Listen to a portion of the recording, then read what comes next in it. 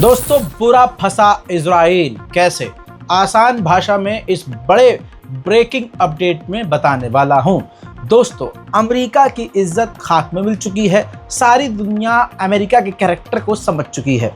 सब जानते हैं कि इजराइल से जो ये चीज़ करवा रहा है, इजराइल वो कर रहा है। इजराइल के ज़रिए ही अमेरिका ये सब कुछ खेल खेल रहा है और मिडिल ईस्ट की ज़मीन पर कब्जा करना चाहता है। अमेरिका ये डायरेक्ट नहीं कर सकता, तो इजराइल के ज़रिए करवा रहा है। ईरान भी इसी बात को सालों से कहता आया है। अब जब सारी दुनिया में अमेरिका की थू थू हो रही है, तब अमेरिका ने मजबूरी में आकर, क्योंकि बौखलाहट बाइडेन की गवर्नमेंट में इसलिए और भी है क्योंकि जनरली नेतन्याहू कोई अपडेट, कोई भी जानकारी अमेरिका के साथ शेयर नहीं कर रहा है। अपने सीक्रेट प्लान उसने इतने सीक्रेट रखे हुए हैं कि वो अमेरिका तक से शेयर नहीं कर रहा है। लिहाजा अब बाइडेन सरकार बुरी तरह से, सिंपल लैंग्वेज में कहूँ तो, किरस चुकी है नेतन्याहू से। पूरी दुनिया की आलोचना के बाद अमेरिका प्रेशर में आ गया और इजराइल को चेतावनी दी है, वार्निंग दी है कि 30 दिन का समय है आपके पास। अगर 30 दिन के अंदर अंदर आपने हमें सेटिस्फाइड आंसर या कोई एक्शन ऐसा करके नहीं दिखाया जिससे हमें यकीन हो और दुनिया को यकीन हो कि ह्यूमैनिटेरियन एड आप गाज़ा के अंदर जाने दे रहे हो, जो सिविलियंस है उनको राहत पहुंचाने के लिए अगर आप कोई कदम उठा रहे हो, तो 30 दिन के अंदर ये साबित कर देना। वरना जो हम आपको आम हथियार सप्लाई करते हैं उसमें बाधा यानी अड़चन पैदा होगी। हम हथियारों में कटौती करेंगे। पहली बात, इस पर आप और मैं तो बिल्कुल भरोसा नहीं करता हूं। मेरा मानना यह है कि 30 दिन का समय देकर उसने इनडायरेक्ट में कहा है कि 30 दिन तुम्हें जो करना है करो, तुम्हारा फुल मौका है। मैं अमेरिका पर भरोसा नहीं करता हूं, बट एज अ जर्नलिस्ट मैं आपको खबर दे रहा था कि भाई ये खबर है। दूसरी बड़ी बात यह है, जर्मनी, इतिहास याद रखेगा कि जर्मनी की ये सरकार पूरी तरह से कातिलों के साथ है। जर्मनी ने आधिकारिक तौर पर एक तरह से इनडायरेक्ट वे में इजराइल को खुलकर इस तरह सपोर्ट किया और कह दिया कि इजराइल जो गाज़ा के अंदर कर रहा है, लेबनान में कर रहा है, उसमें जो आम लोग मारे जा रहे हैं वो जंग का हिस्सा हैं। और जो आम लोग मारे जा रहे हैं, ब्रैकेट में जो जेनोसाइड हो रहा है, उसका जिम्मेदार इजराइल नहीं है। उसके जिम्मेदार हमास, हिजबुल्लाह, फिलिस्तीनी है, वो खुद है। दोस्तों, ये बेगैरती जर्मनी की है और आप खुद भी याद रखिएगा इस चीज़ को और आने वाली नस्लों को भी ये चीज़ बताते रहिएगा। उधर ब्रिटेन ने 3rd रॉ की पाबंदी लगा दी है। ये तीसरी पाबंदी है जो सेटलर्स पर लगाई है। इजराइल के सेटलर्स फिलिस्तीनियों के मकानों और घरों पर हमला कर रहे हैं। उसके चलते हुए बरतानिया ने तीसरी बार पाबंदी सेटलर्स के ग्रुप पर लगाई है। बरतानिया का एक बड़ा फैसला आया है, जो बड़ी बात हो रही है। फैसला ये हुआ है कि अभी हम बातचीत कर रहे हैं, उसके बाद फाइनल डिसीजन ये लिया जाएगा कि इजराइल का जो कट्टरवादी नेता बेंजीवीर है, जो हजरात बहुत ही खतरनाक है, बहुत खतरनाक है। वो बता दूं कि बरतानिया ने कहा है कि उस पर भी हम पाबंदी लगाने की बात कर रहे हैं। ये अपडेट स्पेशली मैं गाज़ा का दे रहा हूँ। गाज़ा पर इजराइल ने पिछले 12 घंटों में ऐसी तबाही मचाई है जैसे वो रोज़ मचा रहा है। और इन तबाहियों का असर ये है, देखिए, ज़्यादा तबाही इसलिए और मच रही है क्योंकि अब लोग बच नहीं पा रहे हैं, अपने आप को बचा नहीं पा रहे हैं। वहाँ कोई सिक्योर जगह नहीं है, सिक्योर लैंड नहीं है। तबाही का मंजर आपके सामने है।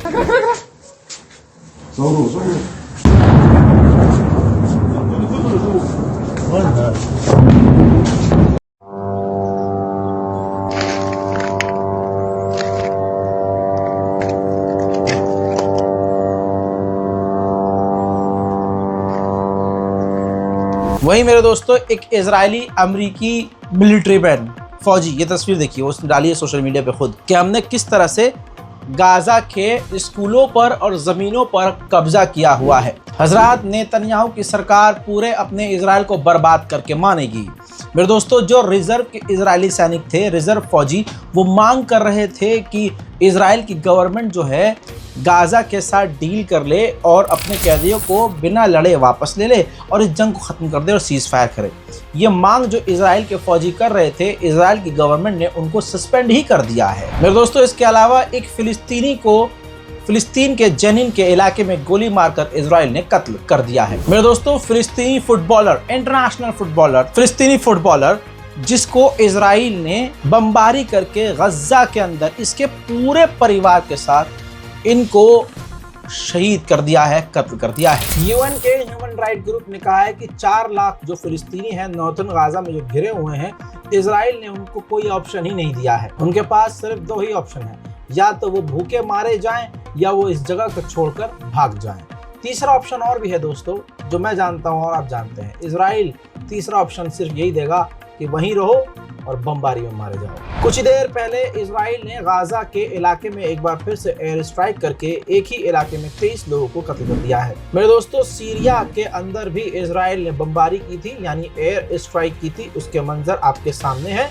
ये देखिए, फैक्ट्री है एक फैक्ट्री के अंदर इजराइल ने बमबारी करी है और जिसके बाद पूरी फैक्ट्री तबाह और बर्बाद हो गई है। आसपास के और भी कई बिल्डिंगों को भारी नुकसान पहुंचा है। गाजा में अब तक 42,345 बेगुनाहों की जान जा चुकी है और दुनिया खामोशी से, अरब देश खामोशी से देख रहे हैं। PFLP नाम की एक फिलिस्तीनी ऑर्गेनाइजेशन थी जो दुनिया भर से फंड इकट्ठा करती थी और जो फिलिस्तीनी गरीब लोग हुआ करते थे, जंग के मारे हुआ करते थे, उजड़े हुए जंग से पीड़ित लोग हुआ करते थे, ये ऑर्गेनाइजेशन उसको पैसा देकर मदद करती थी ताकि वो जिंदगी आसानी से गुजार सके। अमेरिका ने इस संगठन को ही बैन कर दिया है। हजरात मोहतरम, इस संगठन को टेररिस्ट लिस्ट में डाल दिया है।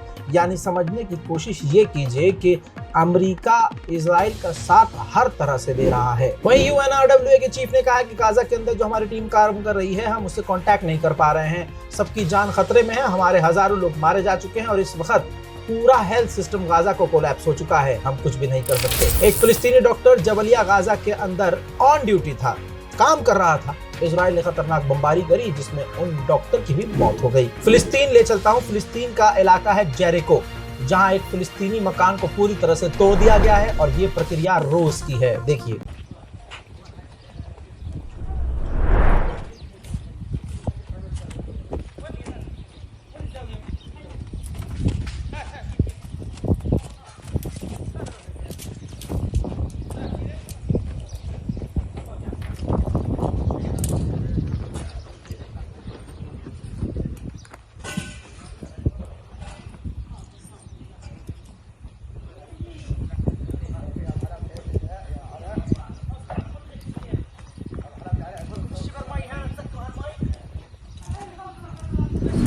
एम्बुलेंस के लिए और एम्बुलेंस को कभी चलाने के लिए, कभी एम्बुलेंस में लाशें और घायलों को ले जाने के लिए ड्यूटी करने वाला एक मेडिकल से जुड़ा हुआ वर्कर, उसको पता ही चलता है ऑन ड्यूटी कि उसके भाई की बमबारी में मौत हो गई। हाल देखिए।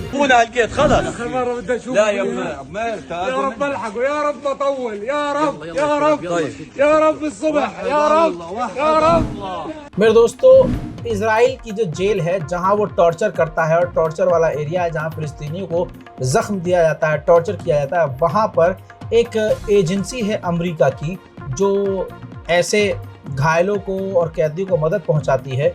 उससे अमेरिका का वो ग्रुप NGO जो है इजराइल से लगातार मीटिंग कर रहा है। देखिए, यहाँ पर खुश होने की ज़रूरत नहीं है। ऐसा भी हो सकता है, ठीक है, पॉजिटिव सोचना चाहिए। ऐसा भी हो सकता है कि वो ग्रुप इजराइल से बात कर रहा हो कि उन कैदियों को, फिलिस्तीनियों को मदद दी जाए, खाना पानी, उनको कुछ ढंग के कपड़े दिए जाए और उनका ख्याल थोड़ा बहुत रखा जाए ताकि वो जिंदा रह सकें। दूसरी तरफ ये भी हो सकता है कि इजराइल उस NGO से मीटिंग कर रहा है ताकि उस NGO को खरीद कर उनसे फर्जी रिपोर्ट बनवाकर दुनिया को शांत कर सके। ये दूसरी वाली बात सही साबित हो सकती है अमेरिका और इजराइल के कैरेक्टर को देखकर। मेरे दोस्तों, ये वीडियो बहुत सेंसिटिव है। इजराइल के सैनिक एक प्रेग्नेंट महिला को गोली मार देते हैं और एम्बुलेंस तक वो ना पहुंच पाए, इसके लिए वो पूरी कोशिश करते हैं। मेरे दोस्तों, ये इनह्यूमैनिटी नहीं तो क्या है। लेकिन ये याद रखिएगा कि भारत के बहुसंख्यक समाज को इसीलिए, इसी काम की वजह से इजराइल बड़ा पसंद है। गाजा को चारों तरफ से तबाह करके अपनी एक सेफ जगह इजराइल के सैनिक बनाकर, जहां पर वो अपने धर्म के मुताबिक जो काम होता है वो कर रहे हैं और आराम से बैठे हैं। उधर मेरे दोस्तों, यमन के ऊपर भी इजराइल ने बमबारी की है। यानी समझ लीजिए, सीरिया, इराक, यमन, गज्जा, फिलिस्तीन, लेबनान, 6 से 7 जगह इजराइल बमबारी कर रहा है और सारे अरब देश चुपचाप देख रहे हैं। मेरे दोस्तों, फिलहाल इस रिपोर्ट में इतना ही, जो बहुत बड़ी जानकारी मैं आपको दे चुका हूँ। चैनल को जल्दी से कर लीजिए सब्सक्राइब और वीडियो को शेयर कीजिए अपने फैमिली ग्रुप में, अपने ख़ानदान के ग्रुप में, और तमाम मोमिन तक इस वीडियो को पहुंचाइए और गाज़ा और फ़िलिस्तीन की मदद के लिए आगे आते हुए इस बारकोड का इस्तेमाल कीजिए। मुझे पता है कि ये बारकोड कई बार काम नहीं करता है, लेकिन आपसे गुजारिश है, जब फ़िलिस्तीन के लोग हिम्मत नहीं हार रहे हैं तो हम एक बार स्कैन करके फ़ंड भेजने में जब फेल हो जाते हैं तो हम हिम्मत क्यों हारते हैं। मेरे दोस्तों, इस रिपोर्ट को शेयर कीजिए, दुआओं में याद रखिए। जय हिंद।